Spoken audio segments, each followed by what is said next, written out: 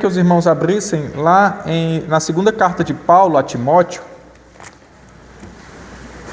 Falei que iremos começar em Filipenses hoje, mas ainda não. Aí eu vou ainda pregar alguns textos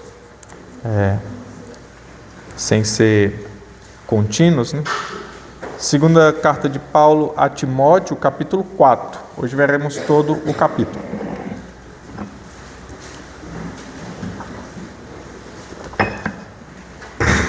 Segunda carta de Paulo a Timóteo, capítulo 4.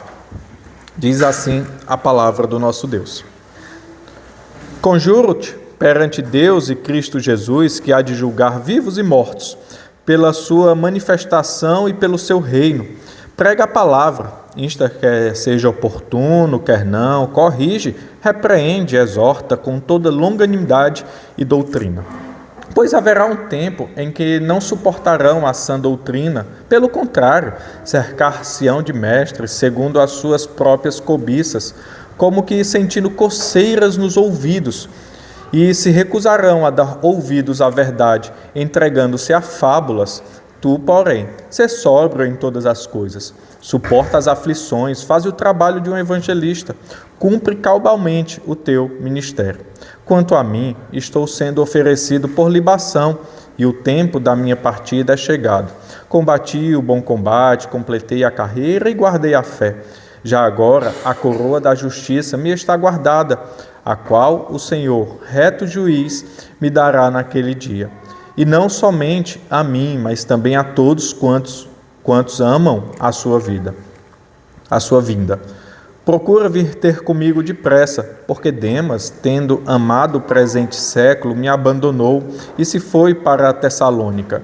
Crescente foi para a Galácia, Tito para a Dalmácia, somente Lucas está comigo.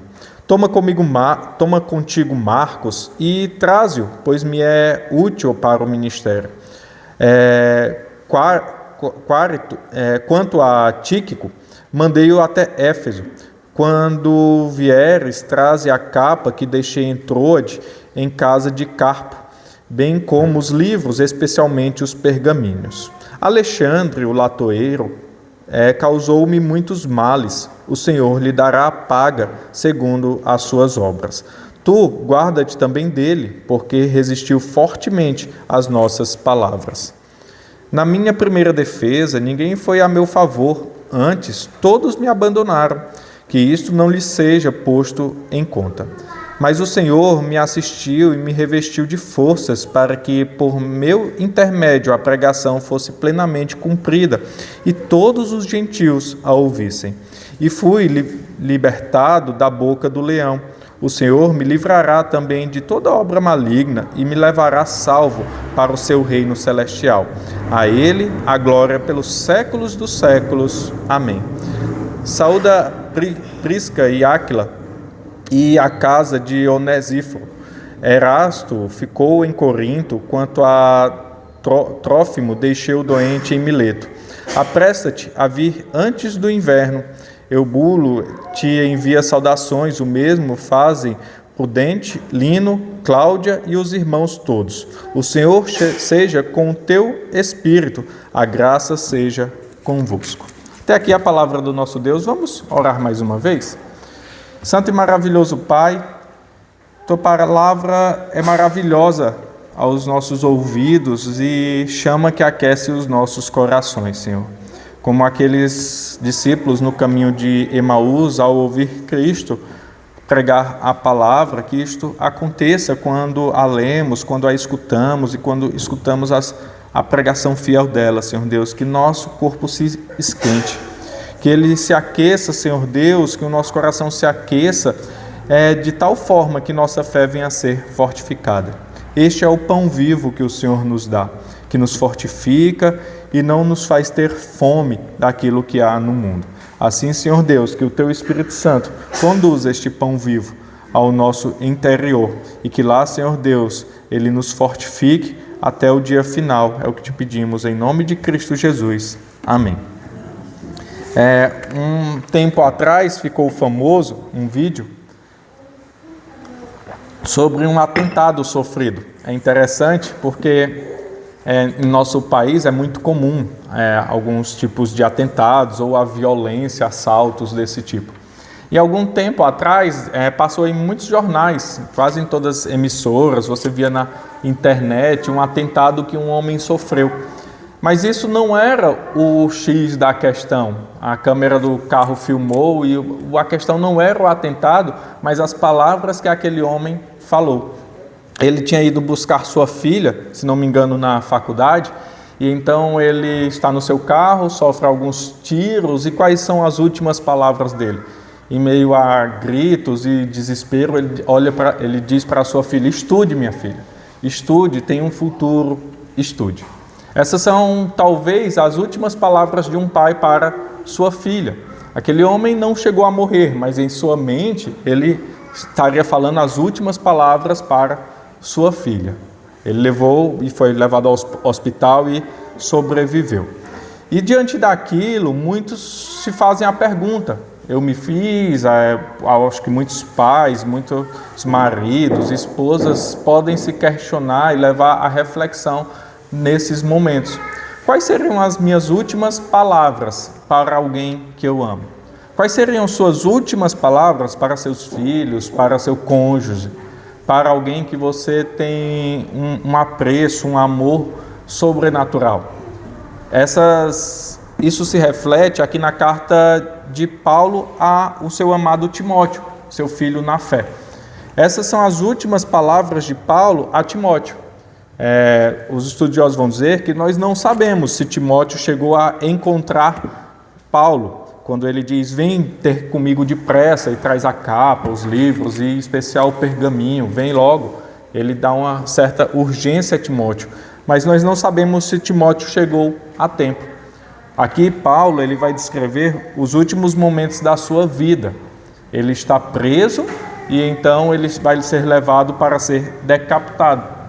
E então ele escreve a sua segunda carta a Timóteo, e ele, ao final, vai falar sobre isso. Os versos 6 a 8, ele diz: eu já estou indo para a morte, em outras palavras. Então, isso é muito importante para nós, porque o grande apóstolo Paulo, em sua última carta conhecida, ele escreve suas últimas palavras no versículo 4 e deixa algo fenomenal para nós. E hoje nós veremos o que Paulo nos ensina através da sua despedida. Ensinos na despedida de Paulo. E aí nós devemos ver justamente isso. Paulo ele sabia que morreria, e então é um ensino não de palavras vãs que ele joga ali como qualquer outra carta que ele já escreveu, mas ele traz para o jovem Timóteo, aquele jovem pastor, uns ensinos de prioridade para a vida do jovem pastor Timóteo. Veja que é interessante que nas últimas falas de Paulo ele fala sobre ele, mas ensinando um jovem. Então, por vezes, nós aprendemos observando biografias, observando a vida dos mais velhos. E isso é refletido também aqui. Vamos ver que, em primeiro lugar, Paulo, ele instrui o jovem Timóteo a algo primordial na vida de todos os crentes. Todos nós devemos ter isso como prioridade em nossa vida. E o que é? A palavra de Deus. Se você observar alguns versos antes do capítulo 4, Paulo ainda instruindo o jovem Timóteo, ele fala no capítulo 3, verso de número 14. Tu, porém, permanece naquilo que aprendestes e de que fostes inteirado, sabendo de quem o aprendestes. Então, Paulo, ele instruiu o jovem Timóteo a permanecer na palavra. E ele aprendeu de quem? Principalmente de sua mãe e de sua avó. Foram as que instruíram o jovem Timóteo. E aí, então, chegando no capítulo 4, ele instrui o jovem Timóteo que uma das prioridades da vida é pregar a palavra. Pregue a palavra. Esse talvez seja um dos maiores ensinamentos do apóstolo Paulo. Foi isso que Paulo fez em toda a sua vida. Foi isso que fazia Paulo viver. Nós observamos isso na carta aos Filipenses. E é isto que está levando Paulo à morte, à pregação da palavra. Veja como ele diz: Conjuro-te perante Deus e Cristo Jesus, que há de julgar os vivos e os mortos pela sua manifestação e pelo seu reino. Prega a palavra. Insta, quer seja oportuno, quer não, corrige, repreende, exorta com toda longanimidade e doutrina. Veja, Paulo, ele inicia suas palavras finais com: conjuro-te perante Deus e Cristo Jesus, que há de julgar os vivos e os mortos. Esta é uma palavra que por vezes nos passa despercebida. Veja que ele vai ter uma plena confiança em Deus neste momento. Paulo, ele tem uma plena confiança e ele coloca ali a sua confiança em Timóteo, que ele fará aquilo que Paulo está o instruindo: pregar a palavra. Por que nós sabemos disso? Quando Paulo ele diz: conjuro-te perante Deus e Cristo Jesus, ele está colocando ali um linguajar de tribunal. É como se ele estivesse perante Deus e Cristo. E aí ele segue falando que há de julgar os vivos e os mortos na manifestação e pelo seu reino. Então veja, ele está usando uma linguagem de tribunal. Ele está colocando sua conta em risco para Timóteo. Ele está se colocando: olha, Timóteo, se você não fizer isto, eu vou ser acusado em seu lugar. Eu estou dando um bom testemunho de ti. Eu sei que você vai fazer isso. Eu sei que você vai levar isso a sério. É uma plena confiança perante Deus que Timóteo iria fazer aquilo.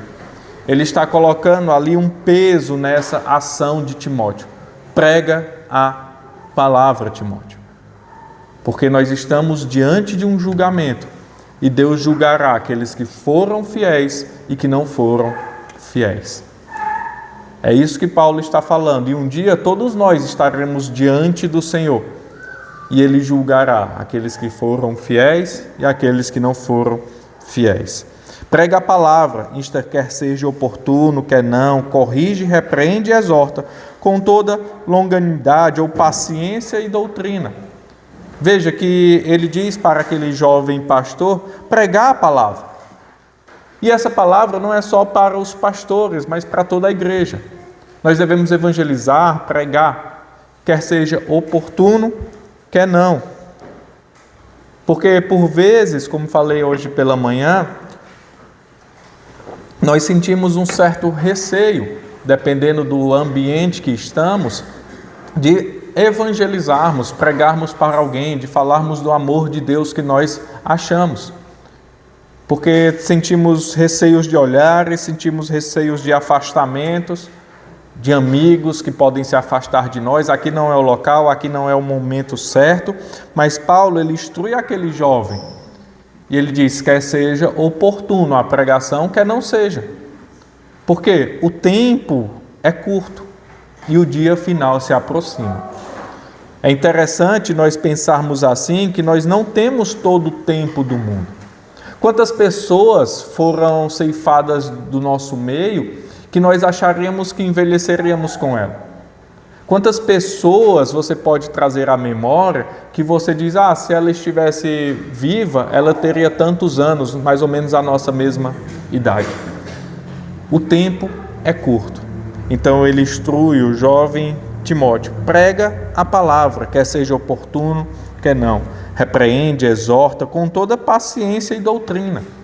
Não de toda forma, não acusando, não apontando, mas de forma amorosa e com doutrina, com sabedoria.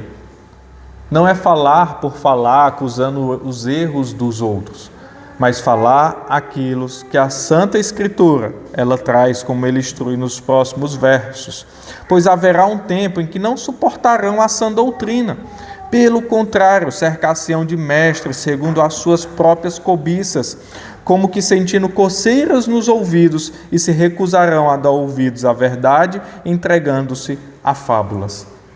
Irmãos, isso aqui, quando nós escutamos isso, e normalmente nós observamos no Instagram e em outras redes sociais, aquelas descaradas falsas igrejas, E aí normalmente colocam esse texto, né? Cercar-se-ão de falsos mestres, e se tiram coceiras nos ouvidos, e ali coisas que os agradam. Mas veja que todos nós somos tentados a isso. Todos nós somos, por vezes, indisciplinados quando a palavra ela vai de confronto a nós. Ela vai de encontro a nós. E aí nós não queremos abandonar aquilo que nós devemos abandonar.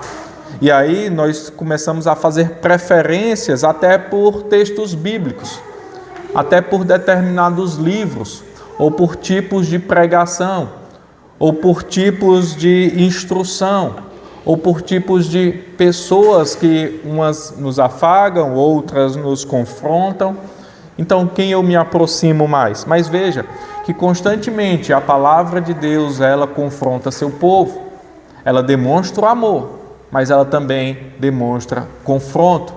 Ela nos faz sair da zona de conforto. E se a palavra não está fazendo isso conosco, tem algo de errado em nosso coração. Porque é o Espírito Santo que convence da verdade e da justiça e que nos convence do pecado. Se eu não sou confrontado pelo Espírito Santo, isso pode demonstrar algo muito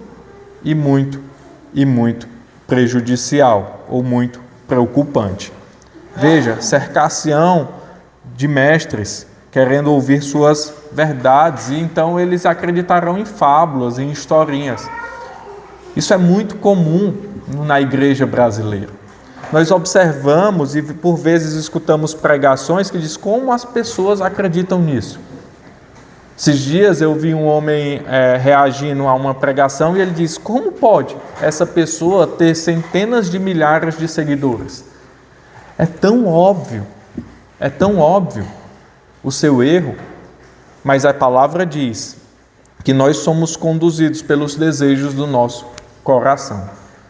Por isso não há desculpa, porque eles são conduzidos àquelas mentiras, àquelas fábulas, porque eles desejam aquilo. Veja o que Paulo diz: pois haverá um tempo em que não suportarão, pelo contrário, cercar-se-ão de mestres segundo as suas próprias cobiças. O erro não está somente nos falsos pastores, nas falsas igrejas, nos falsos mestres, mas está naqueles que arrogam para si, que trazem para perto de si, porque eles cobiçam aquilo que eles pregam. O erro está no coração do povo, no coração pecaminoso, que faz nós nos aproximarmos daquilo que desejamos. Temos nos aproximado mais de Deus ou mais do mundo? Temos nos aproximado mais daquilo que agrada o nosso coração ou daquilo que agrada o Senhor? Tu, porém, Timóteo, sê sóbrio em todas as coisas, suporta as aflições, faz o trabalho de um evangelista, cumpre cabalmente o teu ministério. Então, a primeira verdade, o primeiro ensino que Paulo vai dar ao jovem Timóteo e à igreja em suas palavras finais, é que nós devemos pregar a palavra, quer seja oportuno, quer não, quer haja confronto, quer não, quer haja dificuldades, quer não, suportando as aflições, porque aqueles que desejam ser fiéis, eles serão perseguidos. Amigos abandonarão, talvez familiares abandonarão, mas Deus não nos abandonará. Então, pregue a palavra. Esta é a primeira verdade que Paulo nos dá. Em segundo lugar, nós podemos também, diante das últimas palavras de Paulo, termos a certeza de um dever cumprido. É interessante que é muito comum alguns falarem assim: eu não sei se eu estou bem com Deus, né? Só Deus sabe. Ou não sei, ou a incerteza da salvação. Veja que a vida cristã, ela é conduzida pelo Espírito Santo. E o Espírito Santo, ele não deixa dúvidas. A nossa fé, por vezes, é abalada, é uma montanha-russa. Nós não sabemos se estamos crendo, e aí tem aqueles momentos de fé sobrenatural, que a gente vence todas as coisas, e momentos ao qual nós sentimos Deus distante. Mas isso não deve tirar a identidade que você tem em Cristo. Paulo, ele sabia quem ele era. Ele sabia que tinha feito um bom trabalho. Isso não é se ensoberbecer, mas é ser realista. Você se conhece. Você pode enganar seu cônjuge, você pode enganar seus pais, você pode enganar seus filhos, você pode enganar o mundo, mas tem duas pessoas que você não engana: Deus e a si mesmo. Nós nos conhecemos, nós sabemos quem somos, nós sabemos do nosso coração. Então Paulo, ele demonstra essa certeza em quem ele é e sua nova identidade em Cristo. Veja os versos 6 a 8 que Paulo diz: quanto a mim, estou sendo já oferecido por libação, e o tempo da minha partida é chegado. A oferta de libação era uma oferta derramada sobre o altar.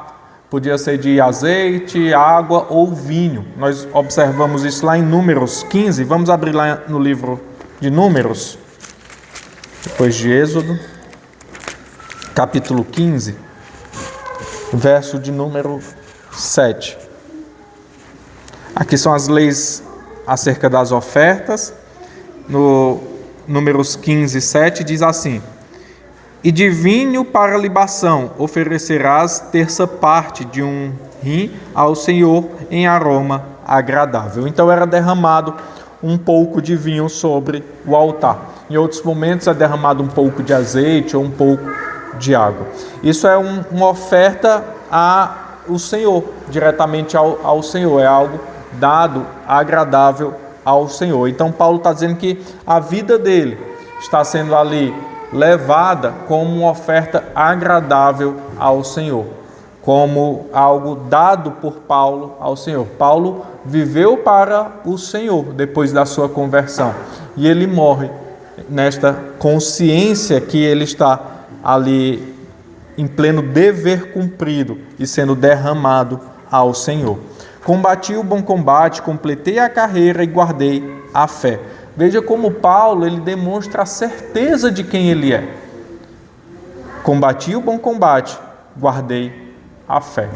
Ele, nos seus momentos finais, ele não tem dúvida se ele iria ser salvo ou não, mas ele tem certeza da sua salvação, porque os méritos não são de Paulo, mas são do Senhor Jesus Cristo.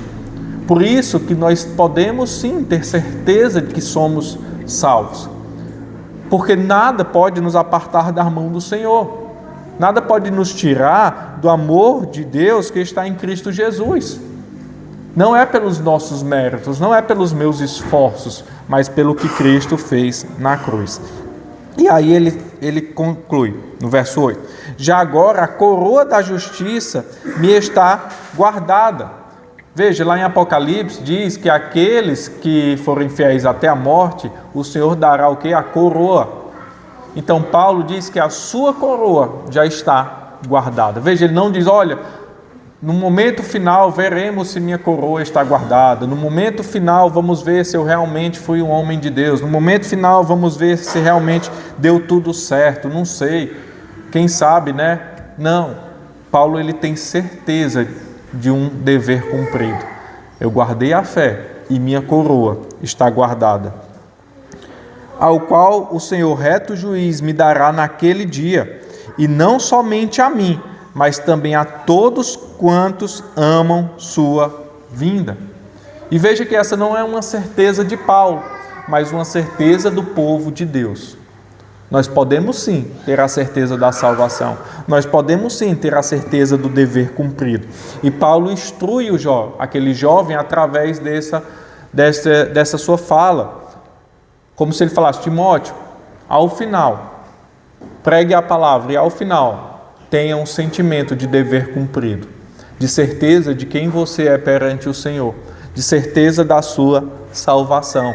Assim como eu fiz, faça você também. Então Paulo nos instrui a pregar a palavra, Paulo nos instrui a ter certeza de quem somos perante Deus, do nosso trabalho. E Paulo também instrui que a vida cristã, ela terá conflitos. Veja o que Paulo diz ao jovem pastor, versos 9 a 16. Procura vir ter comigo depressa. Aqui demonstra uma certa urgência de Paulo. E por que Paulo está clamando, demonstrando urgência pela presença de Timóteo. Aí ele fala nos versos seguintes: por que você estaria com urgência que um colega seu fosse na sua casa naquele momento, sem demora? Paulo, ele diz: porque Demas, tendo amado o presente século, me abandonou e foi para Tessalônica. Crescente foi para a Galácia, Tito para a Dalmácia. Somente Lucas, o evangelista Lucas, está comigo. Toma contigo Marcos e traze-o, pois me é útil para o ministério. Quanto a Tico, mandei-o até Éfeso. Quando vieres, traze a capa que deixei em Troade, em casa de Carpo, bem como os livros, especialmente os pergaminhos. Alexandre, o latoeiro, causou-me muitos males. O Senhor lhe dará a paga segundo as suas obras. Tu guarda-te também dele, porque resistiu fortemente às nossas palavras. Na minha primeira defesa, ninguém foi a meu favor, antes todos me abandonaram, que isso não lhe seja posto em conta. Essas palavras de Paulo são maravilhosas, porque, veja, ele está falando para um jovem pastor que está iniciando o seu ministério, já há algum tempo, mas ainda está no início. E Paulo, ele não fantasia, não romantiza o ministério, mas ele fala da verdade da vida cristã. A vida cristã, ela não é um mar de rosas. A vida cristã é uma vida de conflito. A religião cristã talvez seja uma das religiões que mais nos confronta e mais nos incomoda, porque ela tende a nos tirar da zona de conforto, pelo que Cristo fez, e não para que alcancemos algo. E aí ele vai demonstrar justamente isso para o jovem Timóteo. Vem depressa, porque somente Lucas está comigo. E aí ele vai falar de alguns personagens que passaram por sua vida, que o abandonaram. Alguns foram trabalhar em outras regiões e outros foram custosos ao seu ministério, porque Demas, tendo amado o presente século, me abandonou e foi para Tessalônica. Veja como é algo interessante. Este andava com Paulo, mas ele o abandonou porque amou o mundo mais do que o evangelho. Este que andava com o grande apóstolo Paulo, ele amou mais o presente século do que a palavra de Deus. Aí ele fala de outros, fala de Lucas, que está com ele, esse é o evangelista Lucas, e ele fala também de Marcos, que é o evangelista Marcos, e Marcos, se você lembrar em Atos, Marcos teve um conflito com Paulo, e os dois seguiram caminhos diferentes. Um foi para um lado e o outro foi para o outro. Mas agora, no final da vida, Paulo manda chamar Marcos, aquele ao qual talvez passou muito tempo sem se falar, aquele ao qual disse: olha, eu não vou andar com ele no ministério. Se ele for para um lado, eu vou para o outro. E agora, no final da sua vida, ele diz: toma contigo Marcos, traze-o, pois me é útil para o ministério. Veja como no final da vida a gente pode também refazer laços que foram desfeitos no passado. Porque o que importa agora é o avanço do evangelho. Marcos e Paulo, eles refazem os seus laços. E aí outros vão para outras regiões a trabalho, a mando de Paulo, e ele fala de Alexandre, o latoeiro: causou-me muitos males, o Senhor lhe dará a paga segundo as suas obras. Na vida ministerial e também na vida cristã, nós temos que ter certo cuidado para não cairmos no pecado da ira. O Senhor nos adverte no Sermão do Monte, lá em Mateus 5, para nós não nos irarmos. A partir de Mateus 5, para nós não nos irarmos. E aí Paulo, ele demonstra uma insatisfação com esse Alexandre. Mas veja que Paulo, ele não vai retribuir mal por mal. Paulo, ele não vai em busca de vingança. E assim como nós observamos em alguns salmos, chamados salmos imprecatórios, onde o salmista ele vai condenar a vida daquela pessoa, ou desejar a morte de alguém, mas que nós entendemos que, na verdade, ele está requerendo que Deus cumpra a sua justiça. Aqui Paulo faz a mesma coisa. Porque veja, ele não diz que aquele Alexandre passará em branco. Ele não diz isso. Ele não diz que não terá algo ao qual ele tenha que pagar pelo que ele fez, né? Ah, não, passou-se uma borracha. Não, tudo que plantamos, isso colhemos. E aí ele diz, Alexandre, o lautoeiro, causou-me muitos males, o Senhor lhe dará a paga. Eu acho que não tem mais algo mais duro do que isso. Porque qual seria a paga de Deus para aquele que causou muitos males ao seu servo Paulo? Qual seria a paga de Deus para aquele que causou muitos males à igreja, ao evangelho? O que tinha na mente de Paulo quando ele arroga para Alexandre a paga do Senhor pelas obras que ele cometeu? Por vezes, irmãos, o melhor que fazemos é deixar nas mãos de Deus, e Deus dará a paga de todos aqueles que te ofenderam ou que te causaram muitos males. E ele instrui Timóteo, guarda-te dele, porque resistiu fortemente ao evangelho, resistiu fortemente à palavra.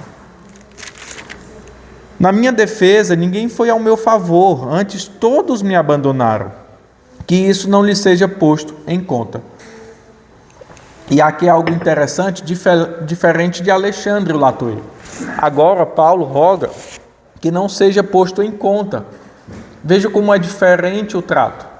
Porque Paulo agora diz que ninguém foi defendê-lo quando ele foi acusado falsamente. Assim como o Senhor Jesus Cristo na cruz, ele diz para o Pai não imputar aquele pecado, assim como Estevão, sendo apedrejado, pede a Deus para não derramar aquele pecado sobre aquele povo, porque eles ainda poderiam ter contato com o Evangelho. Aqui Paulo ele vai demonstrar essa solidão, que é carregar o Evangelho ao jovem Timóteo. E ele diz, olha, na minha primeira defesa, ninguém foi ao meu favor. Todos me abandonaram. Certa vez, lembro que eu e a Aline fomos testemunhas em um casamento, e aí algo interessante aconteceu que às vezes nós lembramos até hoje. Quando depois do beijo dos noivos, né, eles normalmente saem os padrinhos, mas nesse eles saíram primeiro, e aí eles beijaram, teve lá uma oração, e eles saindo, aí o pastor ele diz, espera, quando eles estavam mais ou menos no meio do salão, esperem só um minuto. Aí eles olham para trás, né, ele diz assim, olha, eu quero que você olhe para todos que estão aqui, todos que estão nesse salão, era muita gente. E aí ele diz, olhe para os olhos de cada um, pois haverá um dia que vocês não poderão contar com nenhum deles. Haverá um dia que vocês não terão a defesa de nenhum deles. Haverá um dia em que vocês se encontrarão sozinhos. Só você e sua esposa. Só sua esposa e você. E vocês terão que um auxiliar o outro. E Deus estará com vocês. Isso reflete muito bem o que Paulo diz aqui. Na minha primeira defesa, ninguém foi ao meu favor. Antes, todos me abandonaram. Ele está falando dos seus amigos. Ele está falando daqueles que eram próximos. Ele está falando daqueles que andavam lado a lado com ele. Que o Senhor, que isso não lhe seja posto em conta quando o Senhor julgar. Isso é uma verdade do Evangelho, irmãos.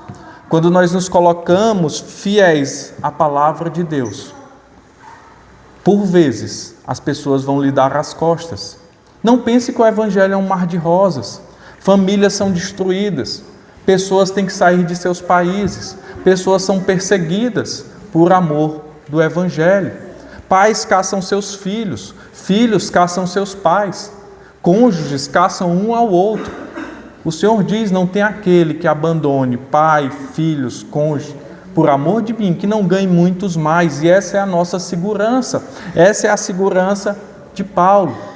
Porque no momento do abandono, Paulo sabia que Deus não o abandonaria. E é isso que ele demonstra em suas próximas palavras. Veja, nas últimas palavras de Paulo, ele nos ensina a pregar o Evangelho, quer seja oportuno, quer não. Ele nos ensina que devemos ter um sentimento de dever cumprido e de certeza da salvação. Ele nos ensina que o Evangelho traz conflitos, mas ele também nos ensina, e ele finaliza de forma majestosa sua carta ao amado Timóteo, que Deus está conosco e ele levanta outros para estar conosco. Veja que Paulo, ele diz, olha, ninguém me defendeu, olha, Alexandre me causou muitos males, olha, Demas amou o presente século e me abandonou. E aí ele finaliza a partir do verso 17, vejam o que o apóstolo diz. Mas o Senhor me assistiu e me revestiu de forças para que, por meu intermédio, a pregação fosse plenamente cumprida e todos os gentios a ouvissem, e fui libertado da boca do leão. Todos me abandonaram, mas o Senhor não me abandonou. E eu consegui cumprir meu ministério e fui liberto da boca do leão. Não por eles, mas pelo o Senhor. Porque todos me abandonaram, mas o Senhor não nos abandona. Por mais que você se sinta só, irmão, por mais que você esteja em um momento de solidão, no seu quarto à noite, em sua casa, se achando que ninguém está com você, lembre-se, o Senhor não abandona seus filhos. E Ele te livra da boca do leão. Verso 18: o Senhor me livrará também de toda obra maligna e me levará salvo para o reino celestial. A Ele a glória pelos séculos dos séculos. Amém.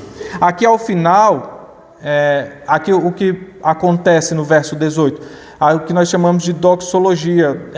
Paulo, ele adora a Deus em sua carta. É como se ele estivesse em uma conversa com Timóteo, parasse para adorar a Deus pelo que ele acabou de falar. É como se ele se prostrasse ali e falasse, que coisa maravilhosa, que bênção do Senhor, olha o que aconteceu, isso é magnífico. Então ele adora a Deus. E por que ele adora a Deus? Porque ele diz, o Senhor me livrará também de toda obra maligna e me levará salvo para o seu reino celestial. Veja, isso é digno de adoração. O quê? O Senhor me assistiu e me revestiu de força quando todos me abandonaram, e o Senhor me livrará de toda obra maligna e me levará à salvação. Perseverança dos santos. Não é pela obra do Paulo, não é pela forte mão do Paulo, mas é porque Deus o sustentará até o dia final. Então Paulo, vendo que não é pelo que ele passou, não é pelo seu forte braço, não é pela sua forte mão, não é pelos seus pés, não é pela sua eloquência na pregação, mas é porque o Senhor o sustenta. É isso que faz Paulo resistir. É isso que fez Paulo resistir à prisão. É isso que fez Paulo resistir ao naufrágio. É isso que fez Paulo resistir ao apedrejamento. É isso que fez Paulo resistir às chicotadas. Porque ele sabia que o Senhor o guardaria até o dia final. Mas não só Deus que não o abandonou. O Senhor também levantou outros.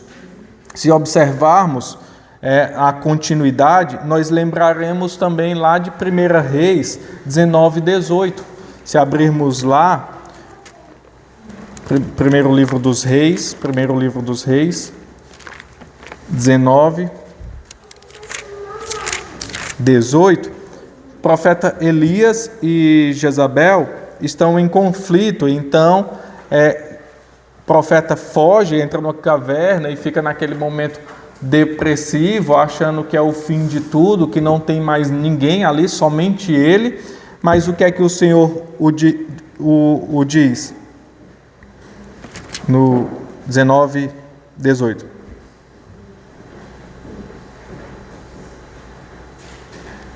Opa.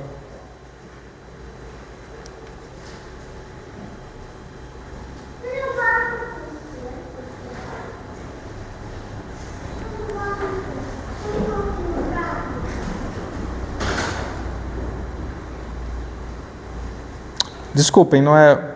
Estou no 18, desculpem, 19 e 18, isso mesmo. Até que eu estava no 18. No 18. 19 e 18. Também não conservei em Israel 7.000 todos os joelhos que não se dobraram a Baal e toda boca que o não beijou. Quando Elias achava que estava sozinho contra Jezabel, o Senhor fala com ele: não, vai e unge um rei. E eu conservei 7.000 que não dobraram os joelhos. O Senhor demonstra que nós nunca ficaremos só. Ele conserva um povo para si, um povo fiel. Veja como Paulo, depois de demonstrar essas verdades a Timóteo, ele demonstra que Deus não abandonará Timóteo e que também o Senhor sustentará Timóteo com um povo digno, com um povo fiel. Ele termina saudando seus amigos, que foram companheiros de ministério. Saúda Prisca e Áquila e a casa de Onesíforo. Erasto ficou em Corinto, quanto a Trófimo deixei o doente em Mileto. Apressa-te a vir antes do inverno. Eubulo te envia saudações, o mesmo fazem Prudêncio, Lino, Cláudia e os irmãos todos. O Senhor seja com o teu espírito, a graça seja convosco. Timóteo, no mundo você terá aflições, mas o nosso Deus não te abandona. No mundo, Timóteo, você terá aflições, você terá traições, você terá pessoas que amarão mais o século do que a palavra, você terá pessoas que te causarão muitos males, você terá momentos de solidão em que ninguém te defenderá, mas Deus estará contigo. E também há um povo que estará ao teu lado e sente falta de ti, e ora por ti, e está ali querendo te ver. Apressa-te, Timóteo. Todos estão com saudade. O Senhor seja com o teu espírito, Timóteo. A graça seja convosco. Finalizando, irmãos, lá em Hebreus, o autor aos Hebreus,